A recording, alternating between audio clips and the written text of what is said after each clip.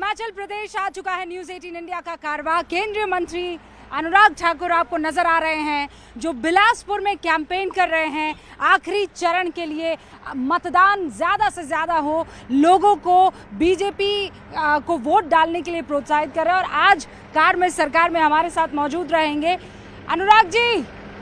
स्वागत है सर आपका। धन्यवाद बहुत बहुत। आपका देवभूमि हिमाचल प्रदेश की वीर भूमि हमीरपुर संसदीय क्षेत्र में स्वागत। तो चलिए फिर मैं भी अपना कार्य शुरू करती हूँ। कार में सरकार, अनुराग ठाकुर, होंगे बहुत सारे सवाल। शुरू करते हैं सिलसिला। विपक्ष आप पर आरोप लगा रहा है कि बेरोजगारी चरम पर है, महंगाई चरम पर है। विपक्ष का काम है कहना, कुछ तो कहना है। सच्चाई ये है 25 करोड़ गरीबों को गरीबी रेखा से बाहर मोदी सरकार ने निकाला है। 51 करोड़ 40 लाख रोजगार सृजन पिछले 10 सालों में हुए, स्कॉच की रिपोर्ट ने कहा है। और इसके अलावा अगर आप ईपीएफओ का आंकड़ा भी देखेंगे, वो भी अपने आप में दिखाता है कि 7 करोड़ 60 लाख लोगों को 2018 के बाद अब तक रोजगार के अवसर मिल पाए। 41 करोड़ मुद्रा लोन मोदी सरकार ने दिलाए। लेकिन कुछ विपक्ष के लोग हैं जिनको केवल रोना रोना है, क्योंकि वो बेरोजगार हो गए हैं। अच्छा, लेकिन वो ये कह रहे हैं, अभी आपको पता होगा कि तेजस्वी यादव के लिए प्रधानमंत्री नरेंद्र मोदी ने कहा था कि मैं जब वापस आऊंगा, सरकार हमारी आएगी तो वो जेल में जाएंगी। तेजस्वी यादव ने ये कहा है कि गुजराती बिहारियों को धमका नहीं सकता है। जब तक मैं बेड रेस्ट नहीं लूंगा, जब तक प्रधानमंत्री नरेंद्र मोदी बेड रेस्ट नहीं ले लेते। मैं सिर्फ इतना कहना चाहता हूँ, भ्रष्टाचार करके आप राज्य के नाम के पीछे छिप जाएं, कईयों को अपनी जात याद आ जाए, कोई अपने उसकी बात करे, तो अपने आप में स्पष्ट नजर आता है कि ये कैसे जात का उपयोग कभी वोट के लिए करते हैं, कभी अपने भ्रष्टाचार को बचाने के लिए करते हैं। और यही दुर्भाग्य है कि इन्होंने जब सत्ता में थे तब रेलवे में जमीन के बदले जॉब दिया और ये भ्रष्टाचार किया। उसमें अधिकतर लोग इनके अपने ही कास्ट के हैं। क्या तब इनको बिहारी याद नहीं आए, तब इनको यादव याद नहीं आए, तब इनको अपने साथ लगते जो इनके सहयोगी हैं वो याद नहीं आए, उनसे पैसा क्यों लिया गया, उनसे जमीन क्यों ली गई? देखिए, वो कहते हैं आपके पास ईवीएम है, ईडी है, सीबीआई है, आईटी है। अरविंद केजरीवाल यही तो कह रहे हैं कि मेरा वजन कम हो गया है और मुझे बेल अब मेरी एक्सटेंड कीजिए क्योंकि मुझे तकलीफ हो रही है। देखिए, जो इतना झूठ बोलता है उसका वजन अपने आप कम हो जाएगा, जो इतना भ्रष्टाचार करता है उसका अपने आप कम हो जाएगा। जब उनके अपने मुख्यमंत्री भगवंत मान उनके पीछे खड़े जीप पे कह दें कि 2 तारीख को भ्रष्टाचारी को फिर जेल में जाना पड़ेगा, तो क्या हो जाएगा? यही होगा, तो वजन अपने आप कम होगा। स्वाति मालेवाल के बारे में आप क्या सोचते हैं? देखिए, जिन पार्टियों में महिलाओं की इज्जत मान सम्मान नहीं, जहाँ मुख्यमंत्री के घर पे एक महिला सांसद को लात घूंसे मारे जाए, बाहर निकाल दिया जाए, वो पार्टी महिलाओं के लिए क्या करेगी? इन्होंने कभी नारी शक्ति के लिए कुछ नहीं किया, केवल अपमानित किया है। नारी शक्ति के लिए अगर 33% आरक्षण किसी ने दिया तो नरेंद्र मोदी जी की सरकार ने दिया है। राहुल गांधी को आपने सुना होगा, ठाकुर साहब, उन्होंने ये कहा कि सवाल पूछा जाता है उनसे, चमचो शब्द का इस्तेमाल किया, फिर कहा कि सवाल पूछते हैं और जवाब आता है कि मैं बायोलॉजिकल नहीं हूँ, मुझे तो भगवान ने उतारा है। और अब वो अपने आप को जो है ये दर्जा देने लग गए हैं। देखिए, मोदी जी ने कहते देश कहता है, और मैं तो एक बात कहूँगा, राहुल गांधी जी सवाल लेने से क्यों भागते हैं, मीडिया पर क्यों कटाक्ष करते हैं? मुझे लगता है इंदिरा जी की कहीं ना कहीं प्रभाव अब राहुल जी पर देखने को मिलता है। वो सत्ता में थी तो इमरजेंसी लगाई, ये बेचारे बेरोजगार हैं राहुल गांधी जी, तो मीडिया पर प्रहार करते हैं, आरोप लगाते हैं, और क्या करेंगे? इनकी हालत वो है जो बिन पानी मछली तड़पती है, वैसे तड़पते हैं सत्ता के बिना कांग्रेसी। आपको कितनी सीटें लगती हैं ये लोग लेकर आएंगे? देखिए, कांग्रेस संघर्ष कर रही है 40 पार करने के लिए। अभी भी 40 पार है? अब देखिए, नतीजे आएंगे 4 तारीख को। 4 तारीख का दिन होगा, नतीजे आएंगे। वो कह रहे हैं आप 250 पार नहीं जा पाएंगे। देखिए, कांग्रेस तो 250 सीटों पर चुनाव भी नहीं लड़ रही है, वो सरकार क्या बनाएगी? अग्निवीर का भ्रम ये फैलाते हैं। मैं अग्निवीर पे यही कहूंगा, मोदी सरकार ने योजना चलाई, पहले 1 रैंक 1 पेंशन दिलाई, अब 100% गारंटी रोजगार की अग्निवीर के माध्यम से दिलाई। अगर मान लीजिए 1000 युवा या 100 ही गिन लीजिए, मान लो 100 अग्निवीर सिलेक्ट होते हैं, वो 100 के 100 पहले 4 साल सेना में अपनी सेवाएं देंगे। 4 साल के बाद 25% रह जाएंगे, 25 रह जाएंगे, 75 आएंगे।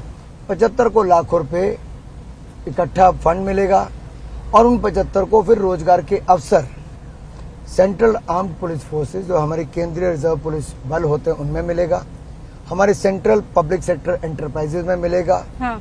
हमारी पुलिस फोर्सेस जो राज्यों में है उनमें उनको आरक्षण मिलेगा, यानी कि उनका रिजर्वेशन उतनी रहेगी, उनको छूट मिलेगी एजुकेशन की, क्वालिफिकेशन की और बाकी सब, और इससे उनको लाभ मिलेगा रोजगार पाने में। तो जितने आए इनकी तो डिमांड ज्यादा होगी, सप्लाई कम होगी। आप मुझसे लिख के ले लीजिए। ये आप कह रहे हैं और वो कह रहे हैं हरियाणा में इस बार आपको इसीलिए नुकसान होगा क्योंकि अग्निवीर लेकर आए। आपने अग्निवीर पर जवाब दिया, आप कह रहे हैं जितने सवाल हो सकते हैं पूछिए। वो ये कहते हैं मणिपुर क्यों नहीं जाते हैं, ना आप जाते हैं ना प्रधानमंत्री जाते हैं। अरे मैं तो अपने स्पोर्ट्स मिनिस्टर की मीटिंग ही मणिपुर में करके आया हूँ, कॉन्क्लेव मैंने वहां पे किया। नेशनल स्पोर्ट्स यूनिवर्सिटी देश की हम मणिपुर में बना रहे हैं, जहां से हमें मैरी कॉम जैसी बॉक्सर मिली जिसने भारत को 6 टाइम वर्ल्ड चैंपियन बॉक्सिंग में बनाया। ये भारत की बेटी है। पर वो कह रहे हैं अब हालात बड़े खराब हैं। आप खेल की बात कर रहे हैं, वहाँ तो आपस में मारकाट मची हुई है, पर आप लोग सुध ही नहीं ले रहे हैं। मैं इतना ही कहूंगा रूपिका जी, हमने नॉर्थ ईस्ट में 11 पीस अकॉर्ड किए, शांति समझौते। सैकड़ों नहीं हजारों नक्सलवादियों को हमने हथियार डालने के लिए आगे लाए और आतंकवाद और नक्सलवाद पर हमने नकेल कसी है। काश ये कांग्रेस ने पहले किया होता तो मेरे नॉर्थ ईस्ट में बहुत अलग स्थिति होती। प्रियंका गांधी मन से ये कहती है कि मेरी दादी ने शहादत दी, मेरे पिता ने शहादत दी और ये हमें गद्दार पुकारते हैं, ये हमारी शहादत को एकदम कमतर आंकते हैं। देखिए यही तो प्रॉब्लम है इस परिवार की। इनके लिए परिवार प्रथम, पार्टी नेक्स्ट, नेशन लास्ट, यही अंतर है।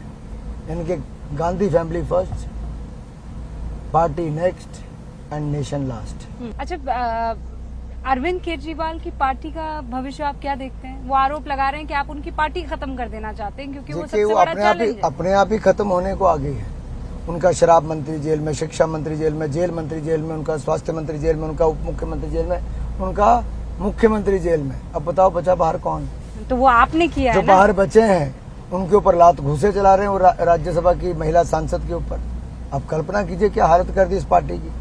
कहीं एक और घोटाले होते हैं, दूसरे लात घूसे चलते हैं। लेकिन ये तो 2 ही लोग बताते ना, आपकी पार्टी में 2 ही लोग हैं, तीसरा कोई है ही नहीं। पहले है नरेंद्र मोदी और दूसरे अमित शाह, बाकी किसी से कोई पूछा ही नहीं जाता। ऐसा नहीं है जी, हमारी पार्टी में इंटरनल डेमोक्रेसी है, हमारा पार्लियामेंट्री बोर्ड है, बहुत बड़े बड़े नेता हैं, राज्यों के मुख्यमंत्री, सबसे बातचीत करके अलग अलग विषयों पर जहाँ जिससे बात करनी वो करना होता है। आपने जो भी वादा किया मैनिफेस्टो में, बड़े वादे वो आपने पूरे किए हैं। हाँ जी, हमने बिल्कुल किए हैं। पीओके को लेकर आप बार बार आपकी सरकार में तमाम बड़े मंत्री, आप भी कई दफा बयान दे चुके हैं। आप वाकई बहुत संजीदा हैं कि पाकिस्तान ऑक्यूपाइड कश्मीर को आप अपना हिस्सा बनाएंगे। क्या स्ट्रैटेजी है, कर भी पाएंगे? मैं आपके चैनल के माध्यम से, नेटवर्क TV 18 के माध्यम से मैं देश को बताना चाहता हूँ, पाक अधिकृत कश्मीर भारत का अभिन्न अंग है और अभिन्न अंग रहेगा। वो हमारा था और हमारा ही बनेगा। और इसके लिए पार्लियामेंट के दोनों हाउसेज ने रेजोल्यूशन पास किया। इसमें किसी के मन में कोई प्रश्न चिन्ह नहीं होना चाहिए और वो दिन दूर नहीं होगा रूपिका जी जब पाक अधिकृत कश्मीर फिर एक बार भारत का हिस्सा होगा। वहाँ पे जिस तरह के आजकल आंदोलन चले, लोग त्रस्त हैं। वो देखते हैं कि यहाँ जम्मू कश्मीर में 2 करोड़ से ज़्यादा टूरिस्ट पिछले साल आए, लोगों के मुरझाए हुए चेहरों पे मुस्कान आई, वहाँ पे व्यापार भी बढ़ा, वहाँ पे आतंकवाद, अलगाववाद और पथराबाजी पर रोक लगी। लोगों को पता चला कि धारा 370-35 से कितना बड़ा जुर्म कांग्रेस करके गई थी और जो उस जुर्म को हटाने का काम मोदी सरकार ने किया। और एक बात मैं उसमें और कहूँगा, ये जो कहते हैं कि 370 वापस लाएंगे, कभी ये वापस सत्ता में नहीं आएंगे तो 370 वापस क्या लाएंगे? 45,000 लोगों की जान ली है 370 ने।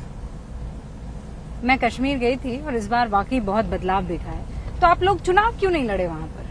हम लड़े ना, जम्मू में लड़े और कश्मीर में अभी हम जीतने की स्थिति में उस तरह से नहीं थे। तो हम वैसे भी देश की 550 सीटों पे चुनाव नहीं लड़ते हैं, लेकिन इतनी पे लड़ते हैं कि हम अपने पूर्ण बहुमत की सरकार बनाएं। हम जम्मू की पिछली बार दोनों सीटों पर लड़े, दोनों जीती। 14 में लड़े तब भी दोनों जीती। हमने डीडीसी के चुनाव लड़े तब भी हमने अपने सारे डीडीसी जीते। हमने पंचायती राज के चुनाव करवाए जो कभी पहले नहीं हुआ, हमने वो करके दिखाया है। आपसे खूब सारे सवाल पूछे हैं और आपने सारे सवालों का बेबाकी से जवाब दिया है। हमारे साथ जुड़ने के लिए अनुराग ठाकुर जी आपका बहुत बहुत शुक्रिया। आपको खूब सारी शुभकामनाएं इन चुनावों की। आपका बहुत बहुत धन्यवाद।